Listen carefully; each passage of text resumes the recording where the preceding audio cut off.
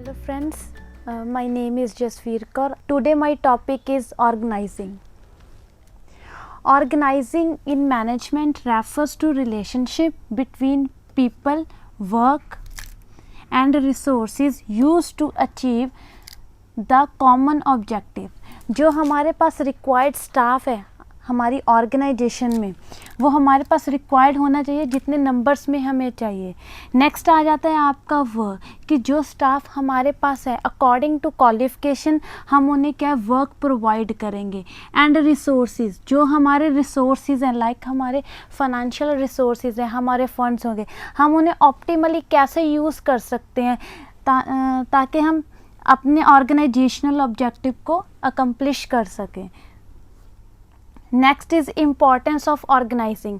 हम अपनी business enterprise में, हम अपनी ऑर्गेनाइजेशन में ऑर्गेनाइजिंग क्यों करते हैं, क्यों हम अपने पीपल्स, वर्क एंड रिसोर्सेज को हम ऑर्गेनाइज करते हैं, क्यों हम उनकी अरेंजमेंट करते हैं. Next topic is importance of organizing. Organizing हमारे लिए क्यों इतनी इम्पॉर्टेंट है. किसी भी बिजनेस एंटरप्राइज में ऑर्गेनाइजिंग जो प्रोसेस है वो क्यों परफॉर्म किया जाता है. Benefits in specialization. वर्कर्स को, एम्प्लॉयज़ को जो भी वर्क एक्टिविटीज़ अलॉट की जाती हैं that are allotted according to their qualification. Clarity in working relationship. कौन सुपीरियर है, कौन सबॉर्डिनेट है, उनके बीच रिलेशनशिप को डिफ़ाइन किया जाता है.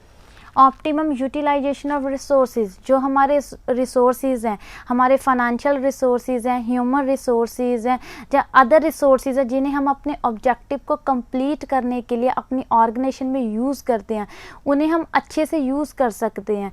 हम जैसे हमारे एम्प्लॉयज़ हैं, अगर उन्हें हम defined job and work activities को अलॉट करेंगे तो वो अच्छे से काम कर सकते हैं. Adoption to change.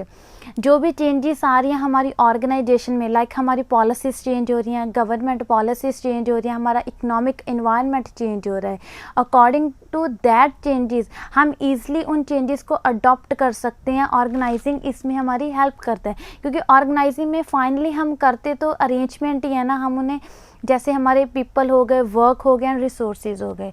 Expansion and growth. हम अपने बिज़नेस को कैसे इंक्रीज़ कर सकते हैं.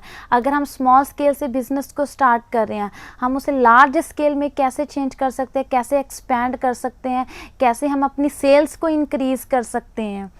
Development of personnel. जो हमारे एम्प्लॉयज़ हमारे पास काम कर रहे हैं, टाइम टू टाइम हम उनको ट्रेनिंग देते हैं ताकि हम उनकी एफिशिएंसी एंड इफ़ेक्टिवनेस को इंक्रीज़ कर सकें. Next is organizational structure.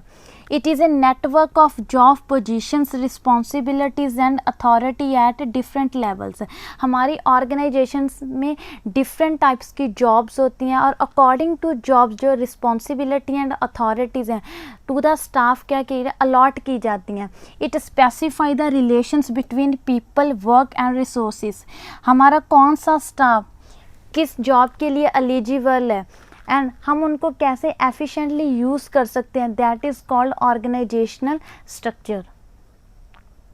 Span of management. Span of management means जो हमारे सुपीरियर हैं उनके अंडर एक सुपीरियर के अंडर कितने सबॉर्डिनेट्स आएंगे. अगर एक हेड है, how many people will be under him, उसके नीचे कितने एम्प्लॉयज़ और काम करेंगे, वो हमारा स्पैन ऑफ मैनेजमेंट होता है. Types of organizational structure. हमारे दो टाइप्स के ऑर्गेनाइजेशनल स्ट्रक्चर होते हैं. One is functional structure and another is are divisional structure. Functional structure means हम अपनी ऑर्गेनाइजेशन को अकॉर्डिंग टू फंक्शन क्या करते हैं, डिवाइड कर देते हैं into different departments. One is are marketing department, sales department, services department. इसमें हमारे फाइनेंशियल डिपार्टमेंट्स भी आते हैं, हमारे ह्यूमन रिसोर्स डिपार्टमेंट में आते हैं. डिविजनल डिपार्टमेंट में क्या होता है कि कई बार हम एक से ज़्यादा प्रोडक्ट में डील करते हैं. मान लो हम कॉस्मेटिक में भी डील कर रहे हैं, मेडिसिन में भी, गारमेंट्स में भी, फुटवेयर में भी.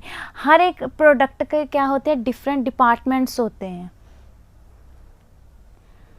Next is formal organization and informal organization. Formal organization में होता है कि जो टोटली क्रिएट की जाती है, इसमें रूल्स एंड रेगुलेशंस को फॉलो किया जाता है।